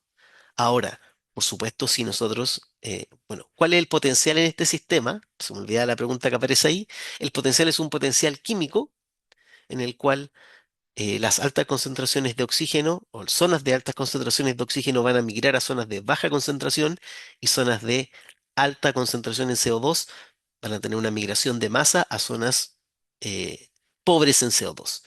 Entonces, esto que vemos acá en los pulmones, ¿no es cierto? Que hablábamos que quizás lo podemos verificar y testiguar cada vez que tocamos algún objeto a mayor o menor temperatura que la nuestra, también puede ser aplicado en los productos magmáticos. Porque hay cristales que tienen una composición no constante. En esta figura de la izquierda es una imagen de electrones retrodispersados de un cristal de olivino, y podemos ver que hay variaciones en el color. ¿Sí? Hay zonas que son más oscuras, zonas que son más claras. ¿Y qué nos está diciendo esta figura? Nos está diciendo que hay variaciones composicionales dentro de algunos cristales. Las zonas más claras, de mayor densidad; zonas más oscuras, de menor densidad. Entonces lo que estamos viendo ahí es, en otras palabras, pueden haber dentro de cristales variaciones composicionales. Entonces, al haber variaciones composicionales, lo que tenemos es un potencial químico. Si en este caso habría difusión en la figura que vemos a la derecha, la difusión ocurriría desde la zona que tiene una alta concentración de C, el elemento C, elemento cualquiera, hasta la zona que tiene una menor concentración de ese mismo elemento. Y eso es lo que nosotros vamos a ocupar. ¿Cómo? Porque cuando nosotros estudiamos, por ejemplo, los fluidos de composición heterogénea, nos podemos imaginar una gota de tinta cayendo en el agua. Sabemos que esa gota de tinta va a ir difundiendo. Si una zona de alta concentración de tinta va a ir difundiendo. ¿Y cuándo va a detenerse? Bueno, se va a detener después de un tiempo T, ¿no es cierto? Cuando la mezcla se homogeniza. Entonces, tanto los fluidos de composición heterogénea que nos podemos imaginar en nuestra vida llegan a una composición homogénea, se detiene la difusión en términos netos. Exactamente lo mismo pasa con los cristales. Y en este caso, nosotros modelamos la difusión eh, de masa, ¿no es cierto?, en unidades de metro cuadrado partido segundo. Ahora, ¿por qué nosotros sabemos que la difusión nos va a entregar información sobre los procesos magmáticos? Bueno, lo sabemos porque tenemos el concepto de temperatura de cierre. En estos ejemplos podemos ver un sistema a la izquierda, ¿no es cierto?, que está a 1050 Celsius, donde podemos ver que la línea roja punteada es la composición inicial, la línea negra es la modelación numérica. Ustedes van viendo cómo va evolucionando en el tiempo a medida que transcurren las horas, y la línea azul es un perfil real medido. Ese es un cristal de olivino real que tiene variaciones composicionales, y podemos ver que, de acuerdo a nuestra modelación numérica, alrededor de unas 400, poco más de 400, no, 389 horas, el, pudimos modelar numéricamente la evolución desde el perfil inicial hasta el perfil final. Repito, a 1050 horas, perdón, 1050 Celsius, que corresponde a una temperatura magmática. Pero ¿qué pasa si estudiamos este mismo proceso a temperaturas mucho menores? Por ejemplo, 150 Celsius, que ya no son temperaturas magmáticas y están aún así, digamos, una mayor temperatura a la que nosotros convivimos, ¿no es cierto? Entonces podemos ver cómo se están modelando a escala de miles de años, de cientos de miles de años, y y el perfil composicional no muestra variación. Entonces, ¿qué es lo que decimos? Decimos que ese perfil está bajo su temperatura de cierre, está bajo una temperatura a la cual ya no va a evolucionar. Entonces, lo que tenemos es que los procesos difusivos están registrando eventos a temperaturas magmáticas, pero cuando la erupción ocurre y el sistema disminuye su temperatura abruptamente durante la erupción, los cristales dejan de registrar procesos cinéticos eh, difusivos porque la temperatura ya es demasiado baja. Entonces solamente va a registrar procesos preeruptivos. Y por supuesto podemos utilizar diferentes fases, diferentes elementos químicos, ¿no es cierto? Por ejemplo, tenemos el caso del olivino. Pueden ver que ahí hay muchos diferentes elementos químicos que nos entregan diferentes escalas de tiempo. Se puede hacer lo mismo para plagioclasa, para ortopiroxeno, clinopiroxeno, cuarzo, zircón y además óxidos de hierro titanio. Entonces, ahora me gustaría mostrarles algunos ejemplos aplicados a los Andes donde podemos ver cómo esta metodología nos permite entender, eh, bueno, obviamente las escalas de tiempo de los procesos magmáticos y en muchos de los casos que tenemos también eh, monitoreo, ¿no es cierto?, con el Observatorio Volcanológico de los Andes del Sur, OVDAS, de Sarnagiamín, monitorea, digamos, gran parte de los volcanes de Chile, por lo que podemos comparar las escalas de tiempo de los procesos que podemos determinar a partir de difusión con las señales geofísicas, con el monitoreo que tienen desde Sarnagiamín y así también entender un poco, combinando la evidencia directa e indirecta, entender mejor los procesos magmáticos y en particular los gatillantes de las erupciones. Entonces, el primer ejemplo es la erupción de Calbuco del 2015, donde, bueno, fue una erupción subcriniana de índice de explosividad 4, y lo interesante es que el único precursor de esta erupción fue un enjambre sísmico que comenzó 3 horas antes de la erupción, que registró alrededor de 170 sismos en estas 3 horas, y bueno, eh, la erupción empezó intempestivamente. Si lo vemos desde el punto de vista del contexto geológico, el volcán Calbuco se ubica en la zona volcánica sur, en particular en la zona volcánica sur central, donde están 8 de los 10 volcanes que representan mayor riesgo específico de acuerdo al ranking del Observatorio Volcanológico de los Andes del Sur de Cernagiomín, y podemos ver en la parte sur, ¿no es cierto?, que está el Calbuco, volcán Calbuco ahí, ¿no es cierto?, eh, destacado, ¿no es cierto?, a partir de ese rectángulo amarillo. Y bueno, ¿qué es lo que estudiamos particularmente? Los óxidos de hierro titanio. Los óxidos de hierro titanio funcionan como termómetro, pero además como oxibarómetro. Nos entregan las condiciones de temperatura y de fugacidad de oxígeno del sistema, en los cuales si nosotros, nuestros perfiles composicionales en ilmenita y titanomagnetita, como pueden ver en la imagen de la izquierda, en este caso en contacto, si los cristales fueran planos, perdón, si los perfiles composicionales fueran planos, eso significaría que la temperatura del sistema poco antes de la erupción fue constante. Sin embargo, si hubiera algún calentamiento, veríamos que estos perfiles composicionales se deflectan, eh, digamos que se doblan, no son perfectamente planos. ¿Y cómo? ¿Qué es lo que pasa? Entonces, inicialmente vamos a suponer que tenemos un cristal de ilmenita y otro de titanomagnetita, y entre los dos tenemos un límite, ¿no es cierto?, que está dado por esa línea vertical, y los perfiles perfectamente planos. Ahora, si hubiera un calentamiento del sistema, ilmenita y titanomagnetita reaccionarían. ¿Cómo? Intercambiando elementos químicos, ya que funcionan como un termómetro y un oxibarómetro. Si hay un cambio de temperatura, esos cristales van a reaccionar ese cambio de temperatura intentando registrar las nuevas condiciones de temperatura. ¿Y eso qué traería? Como consecuencia, si nos fijamos en el perfil que inicialmente es plano, ese perfil composicional que tenemos a la derecha, vamos a ver que cuando ocurre el calentamiento y el intercambio, al menos en el límite entre ambos cristales, este perfil va a cambiar la composición. Por lo tanto, va a haber una heterogeneidad interna dentro de los cristales de ilmenita y titanomagnetita producto del calentamiento. Y mientras ocurre este calentamiento, después de un tiempo T, esos perfiles van a haber evolucionado, ¿sí? Porque tienen una heterogeneidad o una variabilidad composicional, al igual que los cristales, al igual que la gota de tinta en el agua. Si hay una heterogeneidad, la difusión va a actuar buscando borrar esa heterogeneidad. Pero si antes que se borre ocurre la erupción, el perfil composicional queda congelado, no se mueve, no evoluciona y está registrando solamente desde que ocurrió el calentamiento hasta la erupción.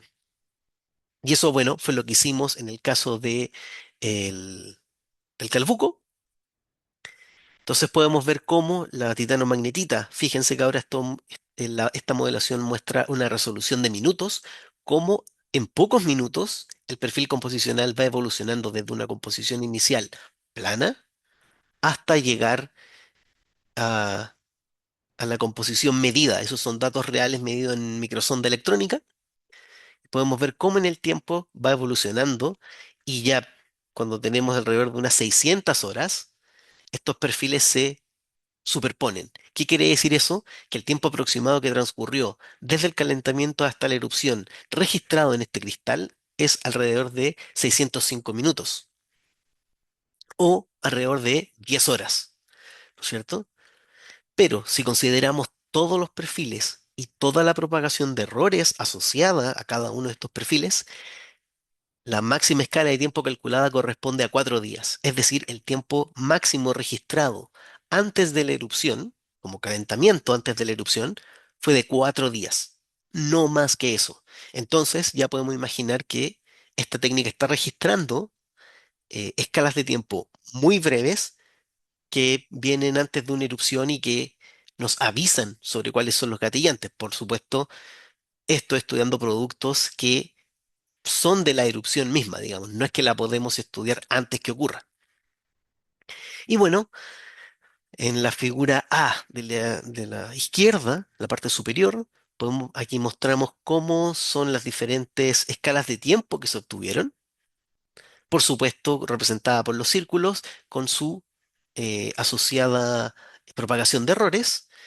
La imagen B, podemos ver una función de densidad de probabilidad en la cual mostramos dónde es más probable que haya registrado calentamiento. Los cristales registraron calentamiento, pero la mayor densidad se registró donde está esa línea roja, ¿sí? Y si se fijan en el panel C, la línea roja o la barra roja ahí representa el enjambre sísmico. Entonces, el momento en el cual fue registrado el pic de calentamiento en los cristales coincide con el enjambre sísmico.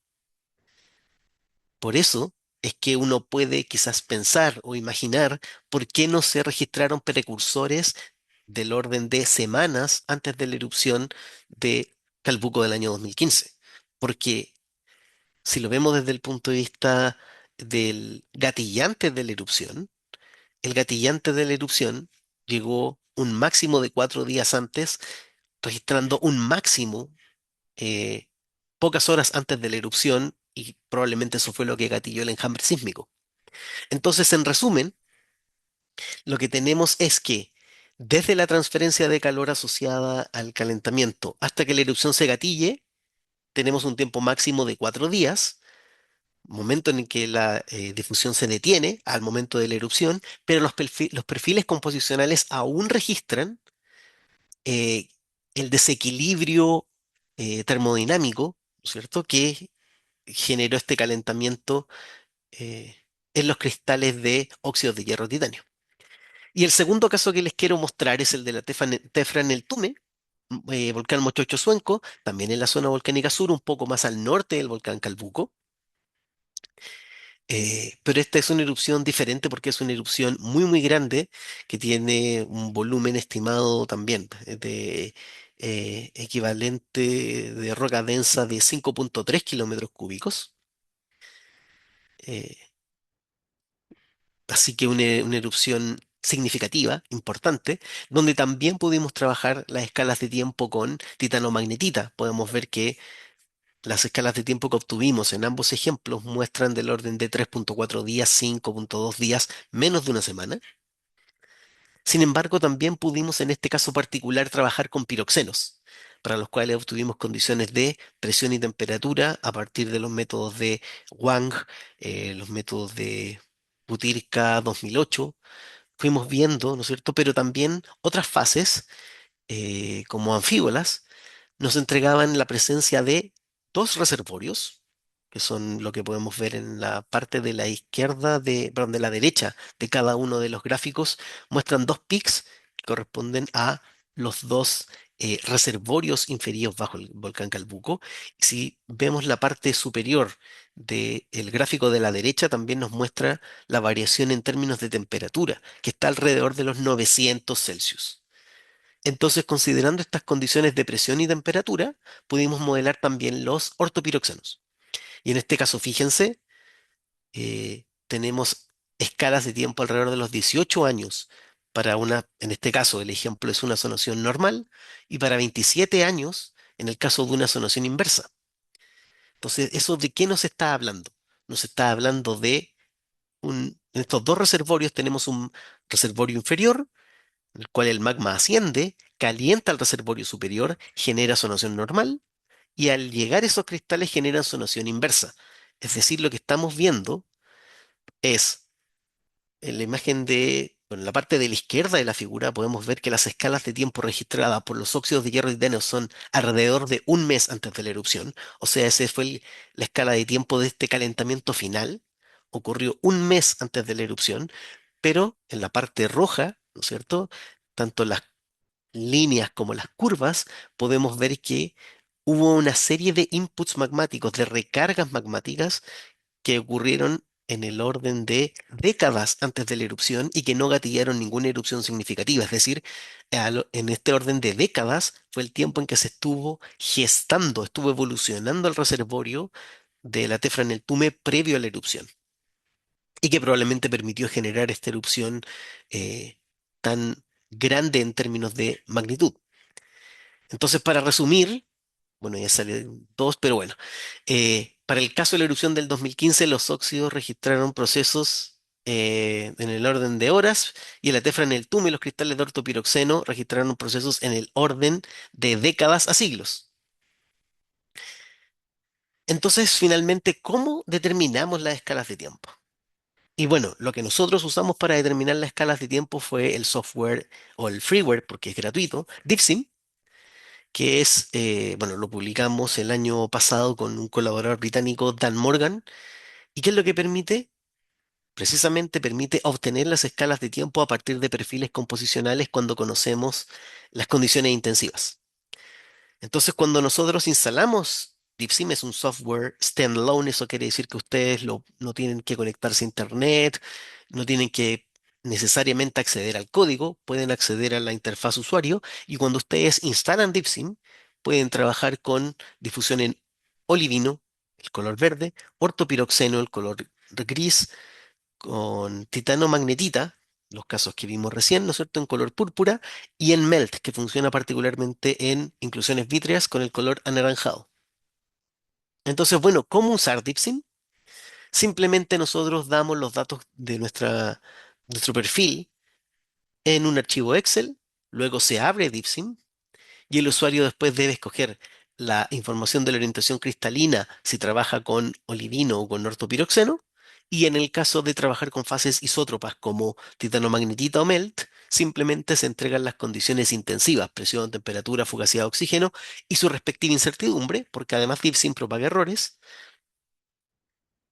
Y finalmente puede trabajar con ecuaciones relativamente complejas como las que estamos viendo acá y con geometrías complejas como puede tener un olivino para entregarnos escalas de tiempo simplemente presionando el botón verde de la interfaz. Entonces, en este caso podemos ver un ejemplo. Nos puede mostrar cómo fue la evolución del sistema tras 50 horas, si así quisiéramos. Pero si nosotros le decimos que nos entregue el perfil composicional tras 500 horas, podemos ver que a las 362 horas para este ejemplo se obtuvo el perfil composicional, el que mejor calzaba. Entonces DeepSim no sigue modelando. Es decir, podemos modelar escalas de tiempo, o perdón, la evolución del perfil antes de la mejor escala de tiempo, pero no podemos modelarlo después, porque a la hora de llegar a la mejor modelación, a partir del método de mínimos cuadrados, termina las iteraciones y entrega una respuesta que en este caso podemos ver en la interfaz, está dada como tiempo en la esquina derecha. Ya los colores amarillos entregan la resolución en segundos, en minutos, en horas, en días, en años o en milenios. Así que bueno, la última pregunta es, ¿está disponible? La respuesta es sí y que se están realizando workshops periódicos sobre cómo usar DeepSim. Así que, por supuesto, quedo disponible para realizar algún workshop de DeepSim, si que la gente estuviera interesada a través de la Asociación Latinoamericana de Volcanología ALVO. Así que, sin nada más que decir, eso es mi presentación y muchas gracias por su atención.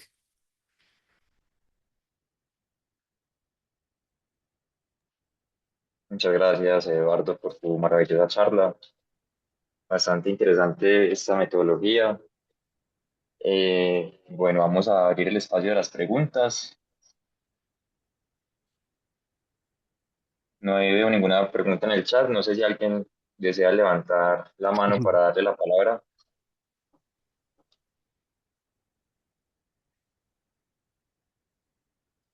Y si no, mientras tanto, yo tengo una preguntita para Eduardo. Sí, sí, no hay Yo problema. me gustaría saber si de pronto han descubierto algún patrón repetitivo para un volcán que nos pueda permitir de alguna manera estar más atentos ante una posible erupción. Por ejemplo, para el caso del volcán Calbuco, si volviera a registrarse, no sé, un enjambre sísmico, podríamos estar mucho más atentos en que hay que reaccionar en un periodo de tiempo muy corto, ya que mencionabas que era apenas 3 horas. Entonces, no sé si de pronto han detectado algún patrón que se pueda repetir. Bueno, la verdad es que no, sin embargo, sí hemos hablado de este tipo de estudios, por ejemplo, como del Calbuco, en el Observatorio Volcanológico de los Andes del Sur, yo sé que lo consideran, pero bueno, un pequeño spoiler, ahora estamos comenzando un proyecto sobre una erupción que también fue, bueno, al parecer subpliniana del volcán Calbuco, que fue la erupción de 1893. Entonces queremos ver, o sea, estudiando más erupciones solamente podremos saber si es un patrón, eh, pero bueno, ahí solo el tiempo dirá y esperamos presentarlo acá también y por supuesto en alguna otra instancia cuando tengamos una respuesta sobre esa erupción en particular y compararla con la del 2015.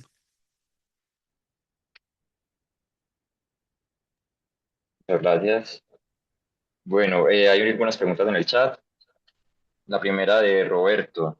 En el caso de volcanes de conducto abierto, como el de Fuego en Guatemala, en donde hay actividad superficial de forma casi continua entre cada erupción, ¿sería posible identificar el inicio de algo irreversible que conduzca al paroxismo, revisando algún otro parámetro de composición o textura en ceniza o cristales libres? Bueno, la verdad es que puede ser que sí, puede ser que sí. Lo hemos visto patrones de sonación al menos en Villarrica, ¿no es cierto? Que también es un volcán de conducto abierto. eh, para la erupción del 2015. Ahora, quizás sea difícil observarlo en óxidos de hierro titanio, ya que los óxidos de hierro titanio se reequilibran muy rápido y quizás en el tiempo de estadio en el lago de lava, ¿no es cierto? Se pueden llegar a reequilibrar completamente y quizás borrar los patrones de sonación, pero en los olivinos sí lo hemos visto y los olivinos también son capaces en algunos casos de registrar escalas de tiempo breve, así que yo creo que puede ser posible trabajar en ese tipo de sistemas porque lo hemos visto en el Villarrica. aunque todavía no lo hemos trabajado tan en detalle como para una publicación, pero la idea en los próximos años también es trabajarlo porque estos volcanes son especiales, ¿no es cierto? Los de conducto abierto. Listo, continuamos con la siguiente pregunta. Dice Marco Delgado, ¿es posible mediante estos estudios petrológicos de productos de una erupción ya ocurrida pronosticar la gatillación y ocurrencia de la próxima erupción o acercarse quizás a la ocurrencia con la estadística de los resultados petrológicos? Bueno, muy buena pregunta. La verdad es que es un poco difícil de contestar y quizás se relaciona un poco a la pregunta que tú me hacías antes, ¿no es cierto? Si se puede observar ciertos patrones. La verdad es que, bueno, nos queda mucho por hacer. Yo creo que DeepSim ayuda también a que usuarios que quizás no tengan eh, tanta cercanía con la matemática ni con la programación, a que también puedan obtener sus escalas de tiempo y fortalecer las redes de monitoreo, pero yo creo que eso es fundamental. Si nosotros vamos a tener una escala de tiempo sobre erupciones históricas, ojalá contrastarlo, compararlo con, con las señales de monitoreo y, por supuesto, ojalá hablar también con la autoridad, con quien trabaja en el monitoreo. eh, para así hacer que nuestra escala de tiempo tenga un contexto mucho mejor y que sea lo más útil posible y que no nos lleve quizás a sobreinterpretar, que también es muy fácil en petrología, ¿no es cierto? Eh, digamos, uno trabaja también en parte a partir de lo que describe, entonces finalmente uno puede tener una escala de tiempo y siempre termina interpretando. Entonces, entre mayor cantidad de información tengamos, ojalá con el monitoreo, ¿no es cierto? Poder dar una mejor respuesta entre todos. Al final yo creo que vamos a algo más multidisciplinario finalmente. Gracias. Y continuamos con la última pregunta que veo aquí en el chat. Ujú. Santiago Abel Retamoso dice, felicidades Eduardo, espectacular la charla. Una consulta. No sé mucho de difusión, pero al momento de analizar la Noxious, el software tiene en cuenta las diferentes velocidades de difusión que pueden presentar los elementos químicos. Y si te tocó lidiar con algún cristal con deformaciones cristalinas que cambie estas velocidades. Sí. Bueno, muchas gracias por la pregunta. Y en realidad, bueno, tienes varios puntos, pese a que quizás no sabes tanto de difusión, tienes puntos súper interesantes. Por ejemplo, tiene en cuenta las velocidades de difusión que pueden presentar los diferentes elementos químicos. La respuesta es que no, pero porque como hemos programado DeepSim y como ya lo publicamos y como se está trabajando, actualmente solamente trabaja con elementos mayores. Entonces trabaja con la interdifusión de hierro y titanio para el caso de los óxidos, hierro magnesio para el caso del olivino, hierro magnesio para el caso del ortopiroxeno y magnesio para el caso de melt. Por supuesto, nuestra idea es en los próximos años trabajar en elementos traza en plagioclasa, por ejemplo. eh, pero sí, o sea, no es que considere todos los elementos, actualmente solo funciona en elementos mayores, pero nuestra idea es, como te decía, magnesio, estroncio en plagioclasa, bario en feldespato potásico, también trabajar con esos elementos traza, pero es importante que solo estamos trabajando, cada vez que realizamos una modelación, trabajamos con un sistema y no estamos trabajando con todos los elementos químicos, en particular los elementos traza. ¿Y cuál era la otra? Ah, ya, sí, deformaciones cristalinas que cambian las velocidades, totalmente sí. Más que deformaciones, son los diferentes planos cristalinos. Cuando uno trabaja en difusión, uno tiende a estudiar diferentes planos cristalográficos. De hecho, déjame mostrar una figura, la voy a repetir, una figura esta figura de esta, ¿no es cierto? Al lado de la imagen de los cristales, perdón, al lado de la imagen de los cristales hay una pelota. Sí que es una red estereográfica, en ese caso está mostrando cuál es el plano cristalográfico. Eso lo obtuvimos a partir de una técnica, un detector que se llama el EBSD o difracción de electrones retrodispersados, que nos permite ver el plano cristalográfico y podemos ver si hay deformaciones. En este caso particular, los cristales no estaban deformados, pero aún así hay una anisotropía dependiendo del plano cristalográfico. Para estos cristales que son ortorrómbicos, como el ortopiroxeno o el olivino, hay que hacer una corrección geométrica, pero que está dentro de DeepSim. Entonces también uno lo puede agregar, digamos, es importante considerarlo, sobre todo en estos cristales que son anisótropos, pero DeepSim permite trabajarlo de manera muy, muy sencilla. Lo podemos ver si alguna vez hacemos ahí un workshop, lo podemos ver con mayor detalle.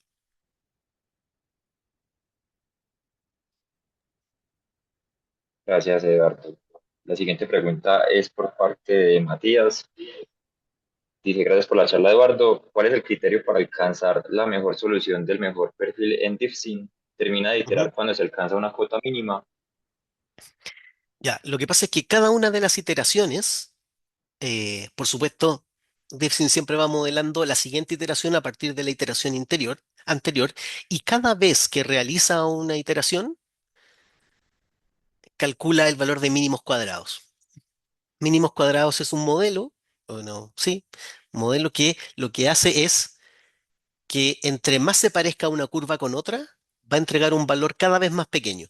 De modo que, como va calculando ese valor de mínimos cuadrados para cada una de las iteraciones, si el valor entre una iteración y otra aumenta, significa que la curva que viene es peor que la anterior y deja de modelar. Entonces, por eso podemos ver aquí en la imagen, ¿no es cierto? Que, de hecho, a ver, voy a ver si me puedo acercar. Claro, aquí dice el least square best fitting, eso corresponde al mínimo cuadrado, pero la interfaz solo te va a entregar la mejor iteración, que en este caso, como solo modeló 50 horas, fue a las 50 horas, porque eso es lo que yo le pedí que modelara. Sin embargo, en el segundo caso, fíjate, el mínimos cuadrados es un orden de magnitud menos, bastante menor al anterior, y ya entrega el mejor perfil. Entonces ahí es cuando se detiene, cuando encuentra a partir de mínimos cuadrados cuál es la curva de las modeladas que más se parece a la curva que nosotros le dimos como el resultado esperado, lo que nosotros medimos, digamos, en migración de electrónica.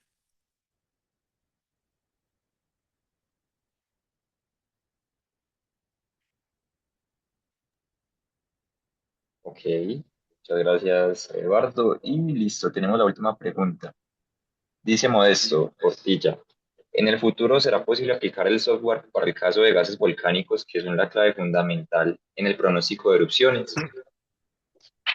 La verdad es que es algo que no he pensado, pero bueno, yo hice mi doctorado en temas de difusión, estoy muy metido en temas de difusión, así que la verdad, totalmente abierto a colaboraciones. O sea, si es que tenemos la posibilidad de modelar gases volcánicos, sería ideal. Ahora, lo que sí se puede modelar y que sí se ha hecho es modelar la difusión, que es básicamente la pérdida de volátiles en emballamientos en olivinos, por ejemplo, y nos entregan tasas de ascenso.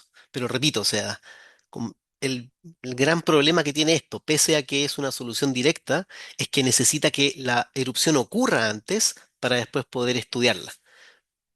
Pero, por supuesto, repito, estoy abierto a agrandar DeepSim, digamos, y agregarle diferentes alternativas si es que están los experimentos para nosotros poder trabajar con las ecuaciones, ningún problema. Feliz de trabajar en eso. Eduardo, de nuevo, muchas gracias por tu charla, muy valiosa, tus respuestas. Por favor, déjanos su contacto. Sí, lo voy a dejar ahí. Bueno, entonces ya tuvimos nuestras dos charlas. Gracias a Roberto y a Eduardo de nuevo. Como esto es en el marco de nuestro último evento de la ALBO para este año, le doy la palabra a Dani Bertín, que nos tiene unas palabras para compartir a toda la asociación. Muchas gracias de nuevo. Sí, bueno, hola a todos. Yo estaba un poco acá en las sombras, pero prestando atención continua a todo lo que estaban haciendo. Me da mucho gusto ver que finalizamos el año acá a lo grande con dos tremendas charlas de dos personas que particularmente son muy queridas para la asociación. Entonces, doblemente ahí agradecido por el asunto. Charla de Roberto particularmente muy, muy interesante. Habían ciertas cosas que yo no sabía, siendo de que he atendido como 1 millón de charlas hechas por los amigos de Guatemala, pero habían aún así cosas que yo no estaba al tanto, así que estuvo, pero excelente. Y la de Eduardo, ¿para qué decir? Pues sí, Eduardo presentó su charla como flamante plenario ECR en la última IAPSI, que tuvo una sala con lleno total, había hasta gente fuera de la puerta, así que yo creo de que son 2 charlas de nivel mundial, digamos, que en cualquier otro congreso internacional tendrían la sala llena de gente. Bueno, acá tenemos la fortuna de haberla tenido en una instancia íntima, nuestra, propia de la asociación.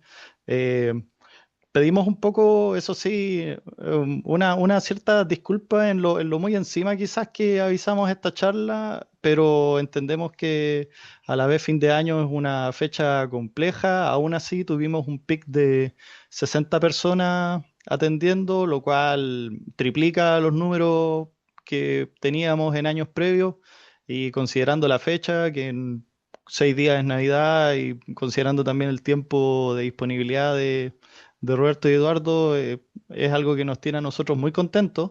Ahora, proyectando un poco lo que va a ser el año 2026 en términos de las actividades que organiza Educación y de las cuales yo apoyo y formo parte, vemos que se vienen hartas cosas. Pensamos, este año tuvimos 5 charlas.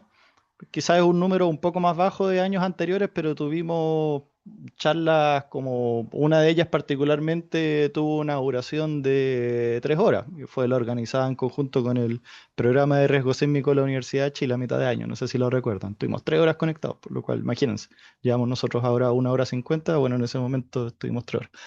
Y podemos, yo creo, proyectar de que vamos a...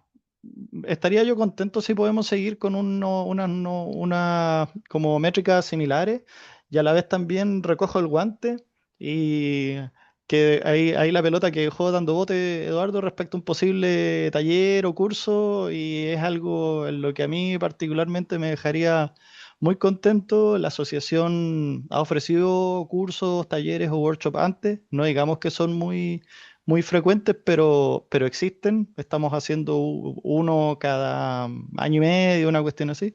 Y tener algo así organizado por ti sería, pero maravilloso. Así que te vamos a estar molestando harto en estas fechas navideñas de fin de año, que es cuando la gente más quiere que la molesten. Bueno, ahí vamos a estar nosotros hincando el diente un poco para ver cómo podemos ver la forma de organizar algo, pues. Así que yo creo que con eso podemos, este es como mi mensaje breve de fin de año. Le agradezco enormemente a todo el mundo la permanente buena disposición, la permanente buena participación, el respeto también a través de los chats, todos con el micrófono apagado, como debe ser. Así que yo pienso que con esto, nuevamente agradezco a los expositores, agradezco a la gente detrás de la organización de esto, mucha gente anónima que pero que están ahí, gracias a ellos es posible esto y a los participantes. Pues, así que yo creo que ya para ir cerrando le puedo ceder la palabra a Lau como organizadora de esto, con la intención ya de ir cerrando ventanas y desearnos un muy feliz fin de año.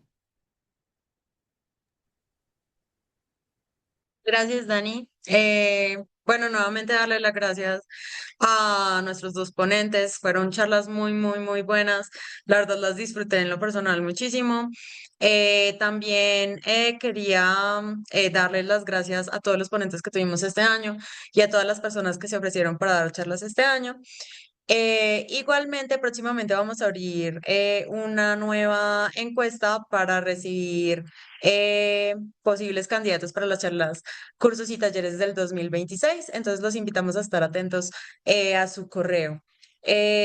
Nada más que decir, les dejo nuevamente, perdón la intensidad, les dejo nuevamente por acá en el chat nuestros datos para que nos sigan en las redes sociales. Y pues feliz año para todos. Nos estaremos encontrando nuevamente en estos espacios en 2026. Listo, chicos. Un abrazo, cuídense harto, felices fiestas, feliz Navidad. Ahí estamos al habla. Adiós.